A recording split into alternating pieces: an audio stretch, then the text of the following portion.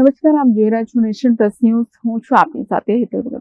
વડોદરાના national highway number 48 પર શહેર નજીકની ધનિયાવી ચોકડી પાસે અચાનક આવેલા વાવાઝોડાને કારણે રોડ પર વીજ થાંભલો ધરાશાયી થયો હતો, જેને બચાવવા જતા એક ટ્રક ચાલકે સ્ટીયરિંગ પરથી કાબુ ગુમાવતા ગંભીર અકસ્માત સર્જાયો હતો. ગતરોજ વાવાઝોડા સાથે વરસેલા ભારે વરસાદને કારણે શહેરની ધનિયાવી ચોકડી પાસે એક વીજ થાંભલો રોડ પર પડ્યો હતો.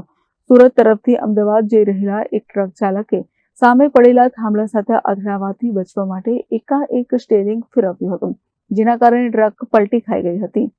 કમનસીબે આ પલટી મારેલો ટ્રક તેની બરાબર પાછળ આવી રહેલા ઇકો કાર પર જઈ પડ્યો હતો. આ ભયાનક અકસ્માતને પગલે હાઈવે પર અફરાતફરીનો માહોલ સર્જાયો હતો. ઇકો કારમાં સવાર ચાલક અને ટ્રક ચાલક બંને ગંભીર રીતે ઘાયલ થયા હતા.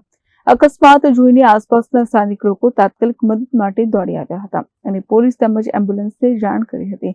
એમ્બ્યુલન્સ મારફતે બંને ઘાયલોને તાત્કાલિક વડોદરાની એસએસજી હોસ્પિટલ ખાતે સારવાર અર્થે ખસેડવામાં આવ્યા છે. આ સમગ્ર ઘટનાના લાઈવ સીસીટીવી ફૂટેજ પણ સામે આવ્યા છે.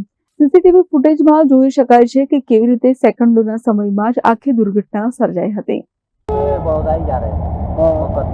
कैसे हुआ एक्सीडेंट? सर वो ट्रक के आगे खम्बा आ गया, ट्रक के ऊपर खम्बा गिरा, वो कट मारा तो ट्रक पलटी हो गया, उसमें लकड़ी थी ना हमारे ऊपर आ गया और ट्रक का भी कुछ भाग आपके ऊपर गिरा? हाँ उसका वो भाग हमारे ऊपर। कौन कौन को चोट किस चीज को लगी थी? ट्रक वालों को ज़्यादा चोट कर लगी। कितने लोग सवार थे आपकी गाड़ी में? हमारे साथ वही है, मैं और ड्राइवर। किसी को लगा है कुछ जान आने कुछ? थोड़ा बहुत लगा है। કેમેરામેન નવનીત પરમાર સાથે Chirag Patel, nation plus news, Vadodara.